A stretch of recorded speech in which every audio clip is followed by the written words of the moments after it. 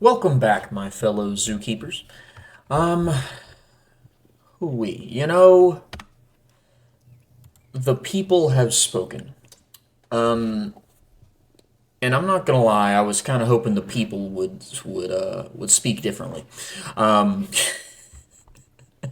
for those of you who have been keeping up with the poll, you ought to know that at the recording of this video, the Sand Cat is leading the way in the poll with a whopping 4 votes. And what that means, the reason why I was hoping that the people would speak differently. Oh my goodness, I didn't even notice that the cougars had cubs. Oh, look at the little kittens. Look at that, they have little spots. I didn't know that juvenile cougars had spots. There's 3 of them. Is there 3 or is there more? There's 3. Look at them. Look at them, little gang of kittens. Anywho, I was hoping y'all would speak differently. Not because I have anything against the Sandcat. I think the Sandcat is absolutely freaking adorable and is the, primary reason why I purchased the Arid Animals pack. No, reason why I was hoping y'all would speak differently is because I have plans, to finish off the cat's area. This little section is going to be dedicated to the cats that I will be including that are like more acclimated to colder environments. It's going to be like a semi. It's going to be like a covered but outdoor pair of habitats with the snow leopard and the Amur leopard. Oh, animal died. All right, time to pause it. The warm cats, however, which I think I'm gonna have to omit the caracal.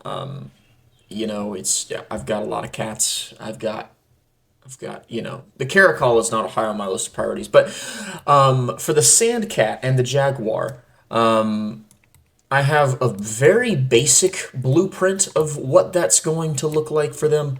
Honestly, I might be able to fit the caracal, depending on if I can like slice that area in two and still have enough room for both the caracal and the jaguar.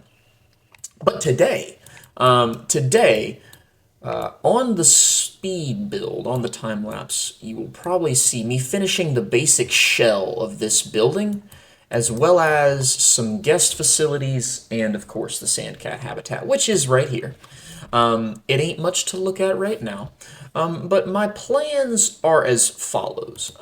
This building is per what I've been doing for the rest of this area. This area is modeled loosely off of a certain area of campus at my alma mater, Clemson University. This is the library here. This is part of the engineering research building that's next door. This is just an actual, like, a green area. There's no buildings here in this little section, which is why there's no buildings in the zoo. And then here is another engineering building called the Watt Family Innovation Center. So if you would like to criticize my work and how much it bears resemblance to the source material, then you are looking on Google for the Watt Family Innovation Center. Now, this is obviously not complete, but that's what this building is going to be. We are going to be having some guest facilities over here, mainly, little something to eat, something to drink, little bathroom, and then as well as this is where the maker space is, which is basically a room that has a bunch of like prototyping tools like 3D printers, laser engravers, etc. And then it has like a sliding garage garage door style window that's going to be here with some guest seating once it's all said and done. But that's what this little section is going to be dedicated to. Of course, this is going to be the Sandcat habitat here. We're going to have some viewing for the guests around here. I guess probably on either side of those facilities. Here's going to be like a little reception area like the one that they have in the actual building. Probably have like an information center. I don't know. I might throw in like a souvenir counter as well here. I'm not so sure. But this is going to be our jaguar habitat. There's going to be there's probably going to be more path here. I'm probably going to cut into that habitat a little bit more, for maybe like it might just be a straight up restaurant, because there's like a little smoothie bowl place, that's right here, in the actual building. But then there's going to be, so back here is staff access to the sandcat habitat, and then the jaguar habitat access will be back here too. My hope is for the staff access, to place staff access on the second floor, which is, the stairs leading up there are going to be like right around here. And then for the jaguars, there's going to be like a little cave, little, like privacy shelter area for them, that the staff buildings are going to be sitting on top of. That's probably not going to be done on this episode. Honestly, I'll probably do that on the next, well, I'm not going to say the next episode, because I am going to put up another poll. So if you voted on the last one, if you didn't vote on the last one, then if you're watching this video, there should be a poll live. If you're watching this video shortly after it's been posted, then there should be a poll live and active for you to vote on the very next habitat to be built. But whenever the jaguar habitat gets, whenever the jaguar habitat get words, whenever the jaguar habitat gets selected, then there's gonna be, I'm gonna be putting staff buildings up there. In the meantime, I might put some temporary ones up here. I might just have them continue using these over here, which are kind of far. But either way, though, I have spoken enough, so without further talking, I'm going to go ahead and pause this recording, start the next one, and I will talk to you guys on the other side.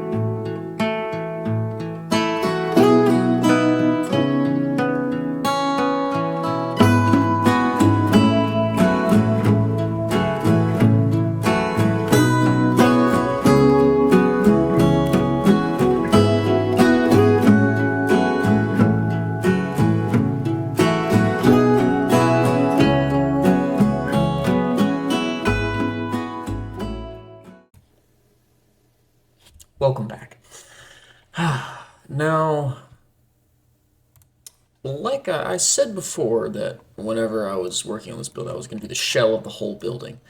But I kind of got started and I got to plugin, and I kind of thought that maybe it would be more interesting, more like balanced from a time perspective, and then maybe even a little bit more effective from a building standpoint, to actually do it like piece by piece, episode by episode. Plus, I don't know, there were some things that I wasn't really sure about, and I didn't really want to commit to building the whole building out, if I wasn't really sure about these details. And then in the past, I've built buildings with roofs on them like this, and as a result, I've spent the entire time like having to stay super like zoomed in, because the game doesn't allow you to zoom through roofs. You know, you gotta like see. But for that reason, this might look a little bit weird right now. But the habitat is finished, as well as this little guest area that I have here. Now, like I said, in the source material, this is a garage door, but I figured I wasn't really going to connect it using paths to here, so there's not really any point in there being a garage door there. Gosh, one of my least favorite mechanics about this game is that whenever you terraform, everything that you terraform turns into long grass, and so if you don't want long grass, then you gotta terraform and you gotta go back and you gotta fix it, which is just a huge pain. But that's hardly the point. I just noticed it while I was looking at that little side of the building. Anyway, this is the Sandcat habitat and the accompanying areas. We have ourselves a little reception desk here. I did duplicate and edit the tiger paw, because I don't see myself getting a copyright strike. My channel isn't big enough to be noticed like that. But, you know, just in case, because I don't think that Clemson actually owns the paw. They own, there's a little scar that's like right here. I removed the scar. So if you look at their logo, all of their like trademark, all of their like registered trademark symbols and stuff are right next to the scar, because they don't own the paw. There's a lot of other like schools that might have like a tiger mascot and stuff like that, that use the paw. Anyway, that's a little sidebar for you. This is the lovely Sandcat habitat. Now, I might have gone overboard with the foliage in here, just given what it is. But all in all, I'm pretty happy with how it turned out. Now, I did do a little bit of... Give me a second. I actually want to see them. Of course, as soon as I'm getting ready to record, they both just scurry into the burrow. But there they are. The Sandcats are absolutely adorable. You might have noticed that their ears are nothing short of ginormous. And that's because, like, even though they're around the same size as a domestic house cat, then they have, then their ear canal is like, their ear canal is like twice as large, which helps them, you know, kind of hearing things scuttling along the sand, at night, which is, you know, when they do most of their hunting. They also have like really furry feet. So like, you know, if you look at a regular old cat, then it's like you see that they have the toe pads, the little toe beans, that they walk on. I mean, obviously, you know, Sandcats still have those, but they also have really long fur that kind of goes through the toe pads, not through them, but in between them. And it kind of gives them almost like a little sock, like a little layer of fur that's underneath their toe pads whenever they're walking, which helps protect their feet, from the sand, which is, you know, obviously, they live in some of the most extreme climates in the world, and so it protects their feet against the hot sand, which I think is just really cool and really adorable. They also walk funny. Like they walk really like low to the ground. Like if you ever see like a cat like sneak, you know, where they kind of keep their belly low, then, you know, that's kind of the default gait of the Sandcat. I don't remember the reasoning behind that. There was a reasoning behind that. I watched a couple YouTube videos just kind of learning about them a little bit last night. But yeah, the Sandcat. They're also significantly smaller than the average house cat. Although they are like extremely formidable hunters in the environments of which they call home. Like they hunt like vipers and stuff. Like very, very potently venomous vipers. But anyway, as for like the habitat though, I don't know. I ended up switching I ended up switching away from the brick for the interior, again, just to kind of stick with the actual building itself, and I use this opaque glass, because really the building, like the interior walls that aren't just regular drywall, are like this shiny white acrylic tile. So I kind of just opted for the opaque glass there. I didn't want to use the same thing for the floor, so I just ended up going with plaster. And honestly, in hindsight, I'm kind of thinking that maybe this area doesn't have enough seating. But all in all, I'm very happy with how it turned out. Now, like I said, I am going to be putting up another poll to determine the next build that I'm going to be doing. I am leaving it up to you, but I am asking for the sake of continuity that you pick the Jaguar, because if you don't pick the Jaguar, then I'm going to be building something over here, and I'm going to be leaving this weird half-baked building. Either way, though, if you select the Jaguar, which again, fingers crossed you do, then it's going to be a long one, because I am definitely going to have to finish this whole building. There are a tremendous amount of details that I have up in my mind's eye, but obviously they need to be here.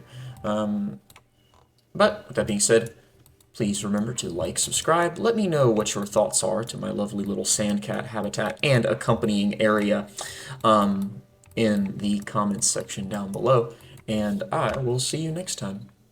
Bye-bye.